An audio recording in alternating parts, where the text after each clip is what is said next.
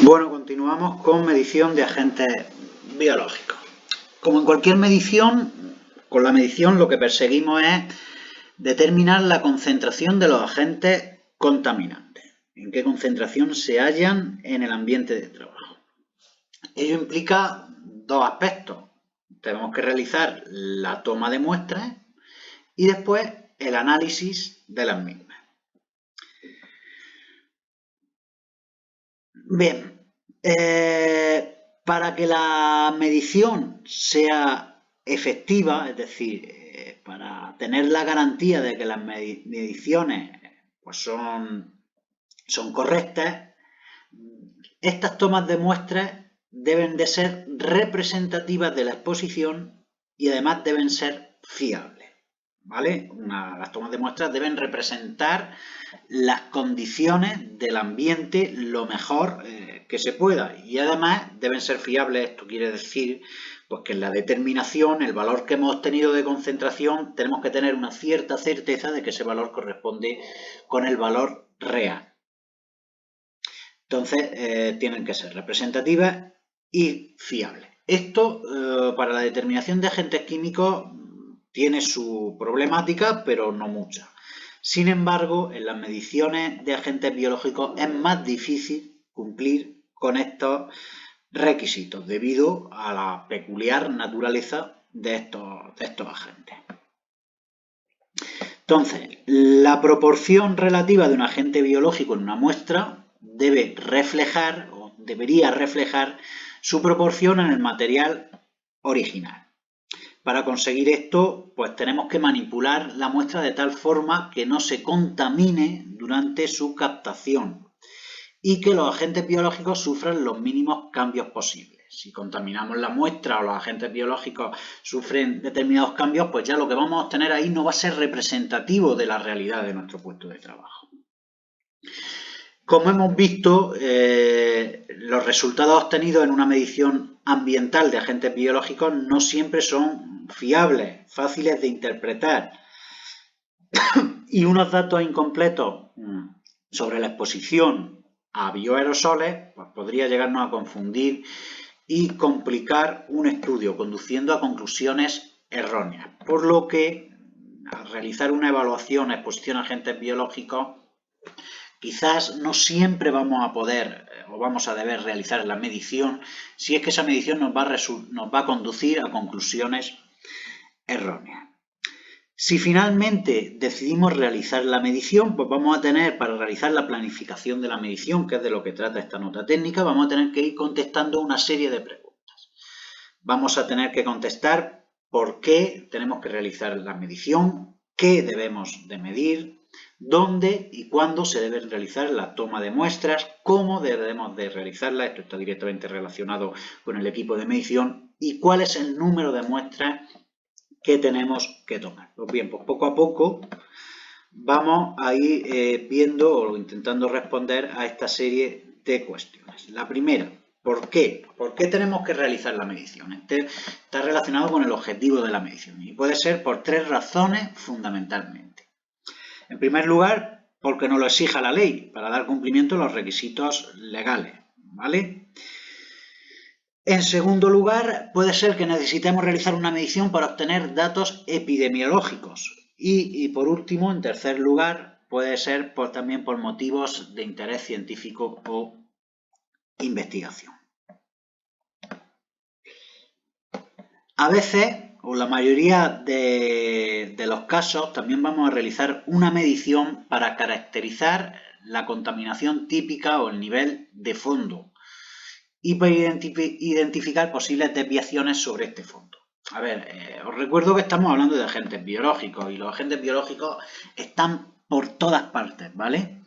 Entonces, a veces o la mayoría de las ocasiones va a resultar interesante determinar una contaminación de fondo que se llama un nivel base, en el que se supone que hay una concentración normal de agentes biológicos que no resulta perjudicial para los trabajadores. agentes biológicos casi siempre va a haber. Entonces, con esta determinación de fondo, que va a ser en las condiciones más favorables posibles del trabajador, estamos determinando un nivel base, digamos, en las que los agentes biológicos no nos afectan. Bien, ¿qué debemos o qué vamos a determinar en la medición? Esto depende de la naturaleza de los agentes biológicos.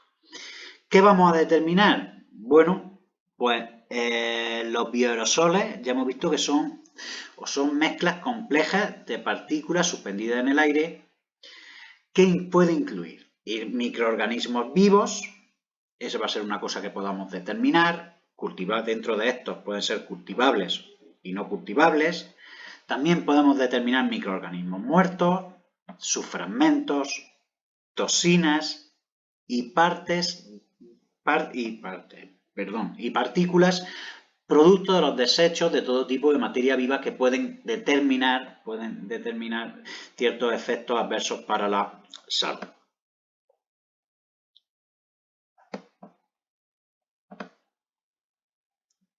Vale, ¿dónde y cuándo medir?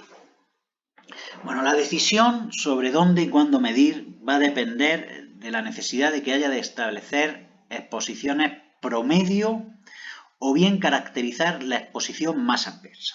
O sea, aquí vamos a distinguir dos situaciones. Y dependiendo de estas dos situaciones, pues vamos a tener respuestas diferentes sobre dónde medir y cuándo medir. Estas dos situaciones, como acabamos de decir, queremos determinar exposiciones promedio de los trabajadores, bien, pues eso implicará una serie de decisiones relativas a dónde y cuándo medir. O queremos determinar la exposición más adversa, pues entonces la medición implicará unas situaciones diferentes en lo relativo a dónde y cuándo medir. Como he explicado anteriormente, en estos casos, en la mayoría de las ecuaciones y con fines de comparación, debemos establecer los niveles de fondo, la línea de base de contaminación, ¿vale? Para poder compararla luego con otra situación. Bien. Características, dependiendo de estas dos situaciones, si queremos conseguir o determinar una exposición promedio o las condiciones más desfavorables. Bueno, pues para establecer exposiciones promedio, las muestras tienen que cubrir el rango completo de exposiciones y condiciones. La manera habitual de conseguir esto es escoger puntos, es decir, dónde medir y tiempos, cuándo medir, de manera aleatoria, ¿vale? De tal forma que todas las personas y periodos de tiempo de trabajo tengan la misma probabilidad de ser muestreados. Esto es lo que quiere decir realizar la medición de manera aleatoria. Mejor dicho, obtener los puntos y los tiempos de medición de manera aleatoria. Esto quiere decir que todos los puntos y todos los tiempos de medición,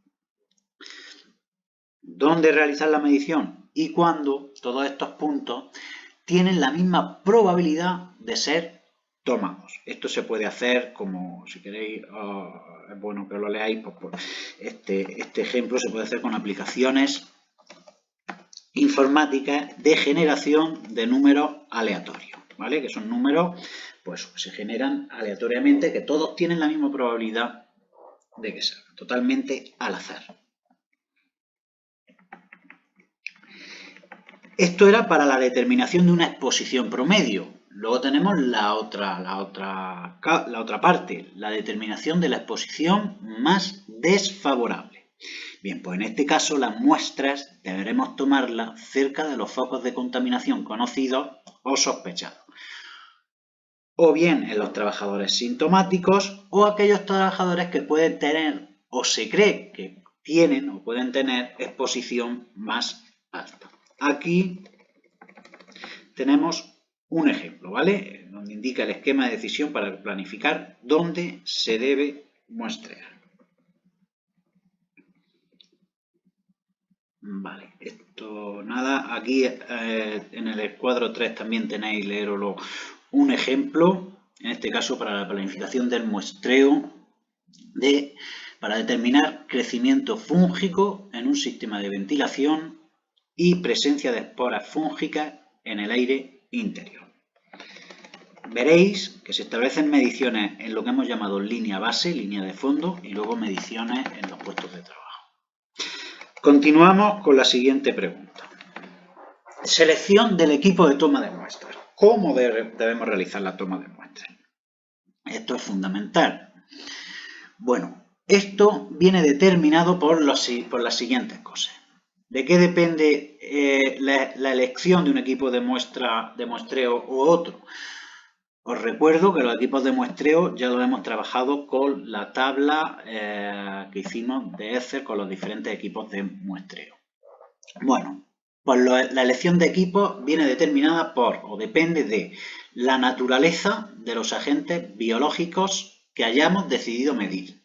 Depende de qué tipo de agentes biológicos vayamos a medir. Eso nos va a hacer que elijamos un equipo de toma de muestras u otro. Depende también del ensayo analítico para su identificación o cuantificación. Dependiendo del ensayo que vayamos a realizar, pues no todos los equipos de toma de muestras tienen las mismas características. Va a depender también de esto. Y también depende de los lugares y periodos en los que se deba de tomar la muestra. Bueno, aquí habla un poco de los equipos de toma de muestras más frecuentemente utilizados, que son los impactadores inerciales, ya lo hemos visto, dentro de esto están los frascos borboteadores y los equipos de toma de muestra con filtro. Luego, respecto a los métodos de ensayo, tenemos el cultivo de microorganismos. Esto supone el recuento de colonias formadas y la identificación de microorganismos crecidos en el laboratorio, observación al microscopio de granos de polen, esporas fúngicas y otras partículas características. Ahí en el cuadro que os comento ya estuvimos viendo un poco esto también.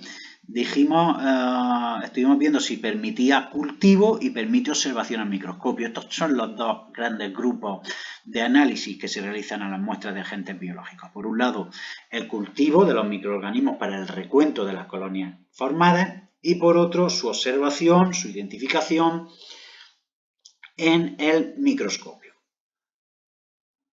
Luego hay otra serie de ensayos más específicos, que estos tampoco están normalizados, pero son interesantes para realizar tomas de muestras más eficaces en la filtración. La filtración es mucho más eficaz que las tomas de muestras por impactadores inerciales, ¿vale? Lo único que ya sabemos que el problema con la filtración es que muchas veces los microorganismos pues, se mueren. Entonces la filtración, tal como hemos visto en el cuadro, se utiliza para microorganismos, para agentes biológicos que sean muy resistentes. Vale, aquí tenemos unas cuantas aspectos generales para seleccionar un muestreador, os lo leéis y vamos a pasar a la siguiente pregunta, que es el número de muestras.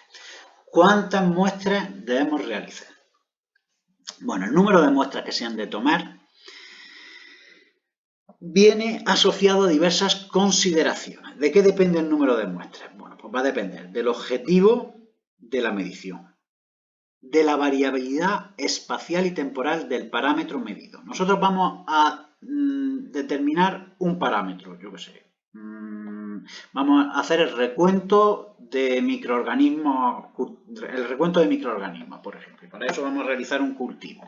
Vamos a realizar, por ejemplo, ese parámetro. Pues bien, depende de cómo varíe en el espacio, en los diferentes lugares del puesto de trabajo y en el tiempo también, a lo largo del tiempo, pues de eso va a depender también el número de muestras que vamos a tener que tomar. Las limitaciones del equipo, si es que el equipo nos impone alguna limitación respecto al número de muestras, y luego los aspectos personales, los técnicos disponibles para efectuar el estudio.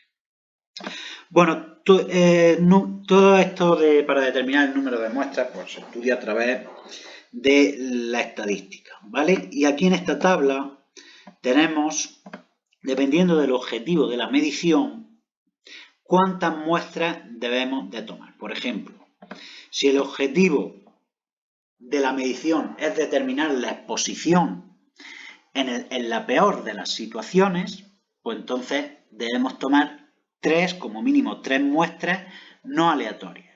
¿Por qué no aleatorias? Estamos diciendo que vamos a determinar la exposición en la peor de las situaciones. Entonces, las muestras no debemos tomarlas ni tanto en el lugar de toma de muestras, ni a lo largo del tiempo aleatoriamente en cualquier sitio o en cualquier momento. Tendremos que tomarlo cuando esa situación sepamos que es la peor. Por eso dice que las muestras son no aleatorias.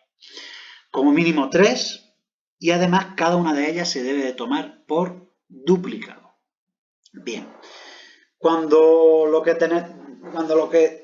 queremos determinar es la exposición promedio por inhalación, pues como mínimo vamos a hacer 3 muestras, vamos a tomar 3 muestras, estas sí que van a ser aleatorias, las vamos a tomar como mínimo, las vamos a tomar durante 3 días y además por duplicado, ¿vale?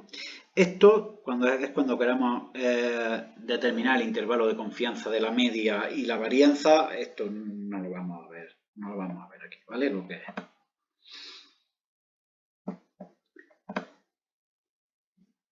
A veces puede ser interesante o necesario repetir el muestreo durante diferentes estaciones climáticas, ya que esto puede afectar a la presencia y desarrollo de agentes biológicos. O, por supuesto, cuando hay alguna modificación en la actividad, que esto nos haga pensar que puede haber algún cambio en las condiciones ambientales.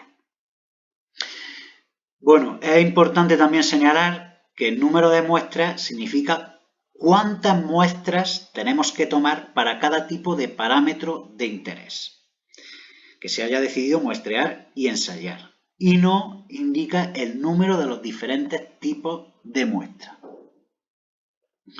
Esto es, ¿cuántas muestras tenemos que tomar para cada parámetro? O sea, si yo voy a determinar 2 parámetros, por ejemplo, las unidades formadoras de colonia, el recuento de microorganismos, y además voy a observar micotoxinas, por ejemplo, en un microscopio, ahí tengo 2 parámetros, ¿vale? Pues para cada uno de estos parámetros sería el número de muestras que le corresponda, ¿vale? Bien. Volumen y tiempo de muestreo. Esto es lo último que nos queda. Vale, pues estos son dos parámetros también importantes en la toma de muestras. ¿De qué va a depender esto? Bueno, cada equipo lleva unos rangos para recoger un volumen de muestreo y además también un tiempo de muestreo. Eso depende del equipo de toma de muestras. Aquí lo primero que tenemos que ver, leí esto, es dos parámetros que se utilizan en cualquier análisis, que es el límite inferior de detección y el límite superior de detección. En resumen, el límite inferior de detección para un método de análisis es la mínima cantidad de agente biológico, en este caso, que vamos a poder determinar, ¿vale? Si la concentración en el ambiente es menor que el límite inferior de detección, nuestro método de análisis va a decir que no hay agente biológico. Esto es un parámetro muy importante en los ensayos. Y el límite superior es la máxima cantidad que se puede determinar de agente biológico. Por ejemplo, cuando el resultado del conteo de colonias es incontable, porque hay tal cantidad que es imposible contarlas, pues es porque hemos superado el límite superior de detección. Cuando se solapan las colonias no podemos contarlas bien, había demasiadas y se han solapado. Hemos superado el límite superior de detección.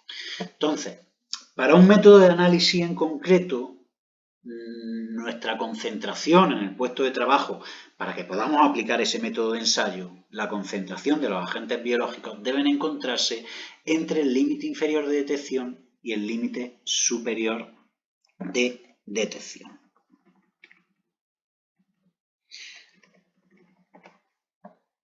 Bueno, aquí esto lo vais leyendo.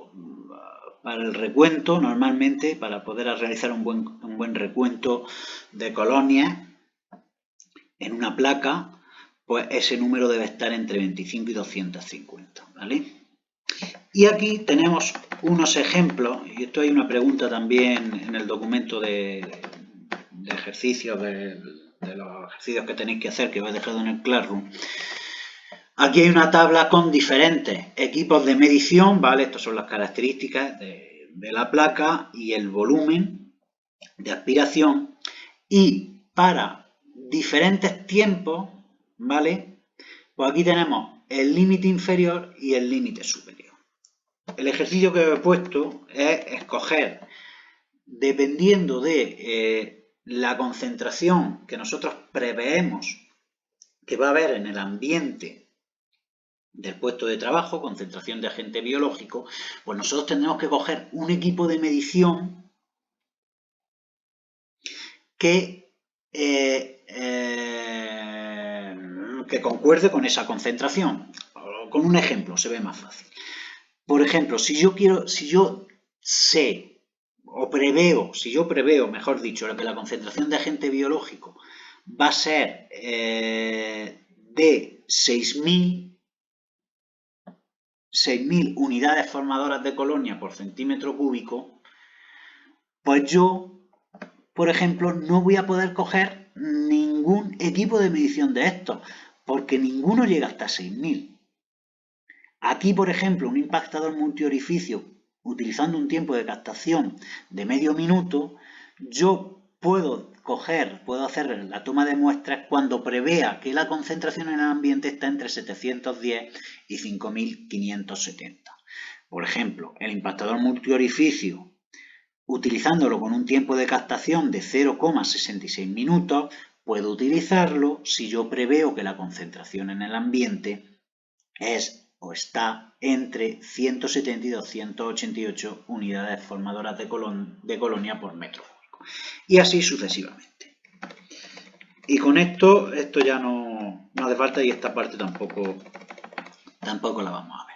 Bueno, pues esto queda explicado más o menos. Espero que me haya expresado más o menos bien, que lo hayáis comprendido. Leéroslo bien e intentar contestar. Yo creo que no tiene mayor complicación las preguntas que he puesto, voy a intentar contestarlas todas y os dejaré en el Classroom el tiempo que tenéis para presentar los ejercicios. Como digo, esto es lo que vamos a ver durante esta semana, así es que lo más seguro lo pondré para entregarlo la semana que viene.